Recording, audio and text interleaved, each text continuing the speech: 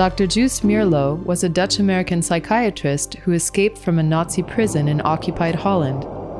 His book, The Rape of the Mind, The Psychology of Thought Control, Menticide, and Brainwashing, explores how totalitarian societies brainwash their citizens. Although written in 1956, Meerlo provides timeless lessons for resisting authoritarian pressures in contemporary times. Meerlo explained how Stalinist Russia, Nazi Germany, and other totalitarian societies used primitive Pavlovian strategies to control the population. He who dictates and formulates the words and phrases we use, he who is master of the press and radio, is master of the mind. Man muss nämlich gut regieren und für eine gute Regierung auch eine gute Propaganda betreiben. Das eine gehört zum anderen. Eine gute Regierung ohne Propaganda kann ebenso wenig bestehen wie eine gute Propaganda ohne eine gute Regierung. Meerlo writes, freedom of discussion and free intellectual exchange hinder conditioning. Feelings of terror, feelings of fear and hopelessness, of being alone, of standing with one's back to the wall, must be instilled. For many today, fear and hopelessness are frequent companions. In our cancel culture, free intellectual exchange is difficult. Why is big tech scrubbing even the most innocuous of alternative views? Meerlo explained why. The mind that is open for questions is open for dissent. In the totalitarian regime, the doubting, inquisitive, and imaginative mind has to be suppressed. The totalitarian slave is only allowed to memorize, to salivate when the bell rings.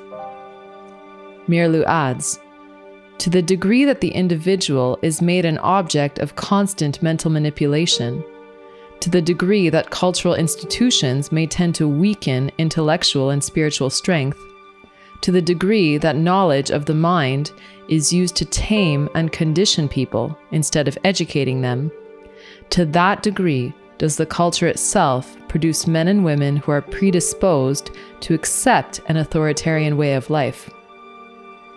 The man who has no mind of his own can easily become the pawn of a would-be dictator. I'm proud of the work that we've done to support our democracy. This is a difficult period, but I believe that America will emerge stronger than ever, and we're focused on doing our part to help. The Pavlovian strategy encourages herding behavior as people are conditioned more and more to ask themselves, what do other people think? Meerlo continues, as a result, a common delusion is created. People are incited to think what other people think, and thus public opinion may mushroom out into a mass prejudice.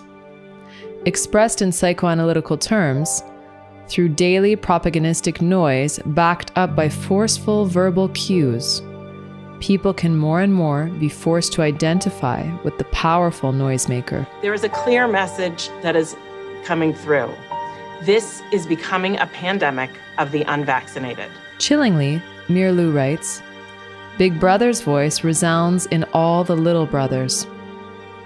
Today, little brothers are all too ready to repeat bromides they have heard from Dr. Fauci and media-favored experts.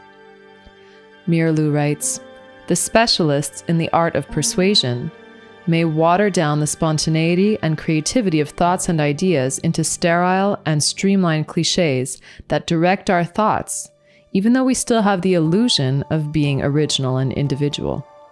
The result of this, as Meerlo observes, is in totalitarian countries, the self-thinking, subjective man has disappeared. Peaceful exchange of free thoughts in free conversation will disturb the conditioned reflexes and is therefore taboo. No longer are there any brains, only conditioned patterns and educated muscles. The mental automaton becomes the ideal of education. Meerlo has advice for those not living in totalitarian countries. We must avoid the personal mindset temptations that lead the way to totalitarianism. Free men in a free society must learn not only to recognize this stealthy attack on mental integrity and fight it, but must learn also what there is inside man's mind that makes him vulnerable to this attack. What it is that makes him, in many cases, actually long for a way out of the responsibilities that Republican democracy and maturity place on him. Escaping from responsibility seduces many. Mirlu writes, "The pressures of daily life impel more and more people to seek an easy escape from responsibility and maturity. Indeed, it is difficult to withstand these pressures. To many, the offer of a political panacea is very tempting. To others, the offer of escape through alcohol, drugs, or other artificial pleasures is irresistible. Unknowingly, we may become opinionated robots. We search for situations that create superficial fear to cover up inner anxieties. We like to escape into the irrational because we dislike the challenge of self-study and self-thinking. Our leisure time is occupied increasingly by automatized activities in which we take no part. Listening to piped-in words and viewing television screens. We hurry along with cars and go to bed with a sleeping pill. But for those idiots out there who don't know how to play, here's how it goes. For each correct answer, they'll move one step closer to our cube of cash. Mirlu warned that many free minds have given up the struggle for decency and individuality. They surrender to the zeitgeist, often without being aware of it.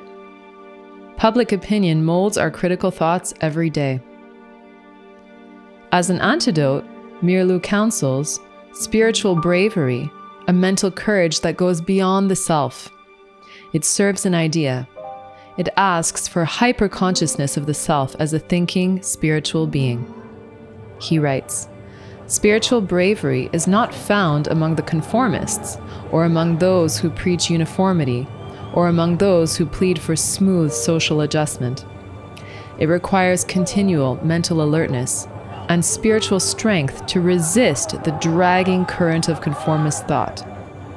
Man has to be stronger than the mere will for self-protection and self-assertion. He has to be able to go beyond himself in the service of an idea, and has to be able to acknowledge loyally that he has been wrong when higher values are found. Indeed, there is a spiritual courage that goes beyond all automatic reflex action. Financial, social, or other pressures might make you feel that you can't resist Big Brother. Resistance starts gently by recognizing our own mental processes that make us vulnerable to the current of conformist thought. With mental alertness, we attune ourselves to spiritual strength. With self-study, we prepare for peaceful exchange of ideas with those currently choosing to be little brothers. There is still enough freedom in America that without the support of little brothers, Big Brother will find it has no power of its own."